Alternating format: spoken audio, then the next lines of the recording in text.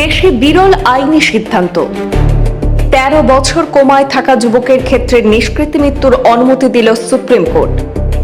মাথায় গুরুতর আঘাত পাওয়ার পর থেকেই কোমায় চলে যায় উত্তরপ্রদেশের হরিশ রানা। দীর্ঘদিন ধরে কৃত্রিম যন্ত্রের সাহায্যে তাকে জীবিত রাখা হচ্ছিল। ১৩ বছর আগে আগস্ট মাসে ছেলে সেই যে বিছানায় শুয়েছিল আর কখনো উঠে বসেনি। বৃদ্ধ হয়ে গেছেন বাবা মা, তাদের মনে একটাই প্রশ্ন, তারা না থাকলে ছেলেকে দেখবে কে?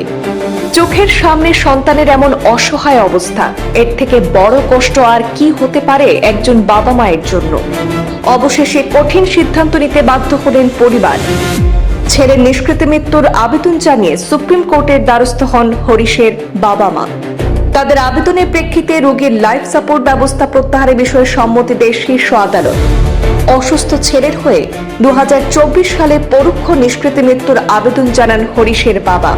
প্রায় ২ বছরের আইনি প্রক্রিয়ার পর বুধবার হরিশ রানার ক্ষেত্রে এই অনুমতি দিয়েছে সুপ্রিম কোর্ট। দেশের মধ্যে এক গুরুত্বপূর্ণ আইনি সিদ্ধান্তে লাইফ সাপোর্ট প্রত্যাহারের অনুমতি দিল সুপ্রিম কোর্ট। ১৩ বছর ধরে কোমায় ছিলেন উত্তরপ্রদেশের ৩১ বছরের যুবক হরিশ রানা।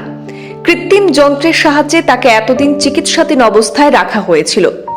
এই নিয়ে এত বছরের মধ্যে দ্বিতীয়বার হরিশের চিকিৎসা সংক্রান্ত বিশেষ অনুমতির জন্য সুপ্রিম কোর্টের দ্বারস্থ হন তার বাবা মা। গতকাল বুধবার শীর্ষ আদালত ৩১ বছরের সেই যুবকের কৃত্রিম যন্ত্র খুলে নেওয়ার অনুমতি দিয়েছে। দীর্ঘদিন ধরে কোমেটোজ অবস্থায় ছিলেন হরিশ। অবশেষে প্যাসিভ ইউথানেশিয়ার অনুমতি দিয়েছে দেশের শীর্ষ আদালত। প্যাসিভ ইউথেনেশিয়া আদতে হলো কৃত্রিম উপায়ে একজন রোগীকে লাইফ সাপোর্টের মাধ্যমে বাঁচিয়ে রাখার জন্য প্রয়োজনীয় চিকিৎসা ধাপে ধাপে বন্ধ করার আইনি অনুমতি। এক্ষেত্রেও হরিশের লাইফ সাপোর্ট প্রত্যাহার করার অনুমতি দিয়েছে সুপ্রিম কোর্ট। নির্দেশে শীর্ষ আদালত জানিয়েছে, প্যাসিভ ইউথানেশিয়ার মাধ্যমে তার মর্যাদা বজায় রেখে চিকিৎসা সংক্রান্ত সিদ্ধান্ত কার্যকর করা হবে। ২০১৩ সালে একটি বিল্ডিং এর উপর থেকে পড়ে যান হরিশ। মাথায় গুরুতর আঘাত পাওয়ার পর সেই সময় থেকে ১৩ বছর কোমায় ছিলেন হরিশ।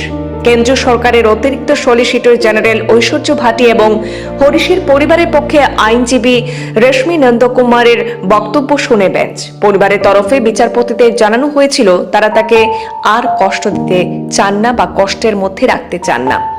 পরিবারের বক্তব্য শুনে বিচারপতি জে.বি. পার্তিওয়ালা এবং বিচারপতি কে.ভি. বিশ্বনাথনের বেঞ্চ এইমসকে নির্দেশ দিয়েছে হরিশকে এই মুহূর্তে পেলিয়েটিভ কেয়ারে ভর্তি করানো হোক, যাতে তার লাইফ সাপোর্ট সিস্টেম চিকিৎসকদের তত্ত্বাবধানে প্রত্যাহার করা যায়।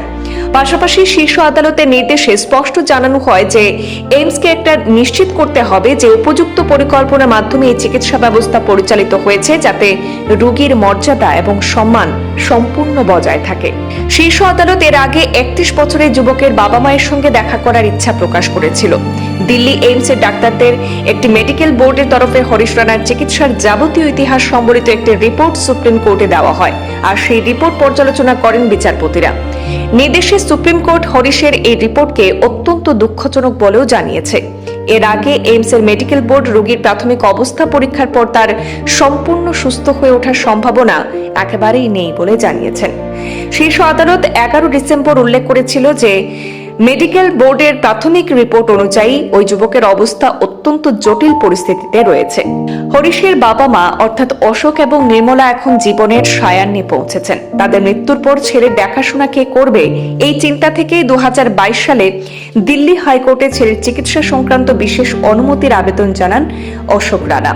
২০২৪ সালে আবেদন খারিজ করে দেয় আদালত। এরপর সুপ্রিম কোর্টে শরণাপন্ন হন হরিশের বাবা মা। তাদের আবেদন অবশেষে সাড়া দিয়েছে সুপ্রিম কোর্ট। ব্যুরো রিপোর্ট, পূর্বাঞ্চল প্রতিদিন।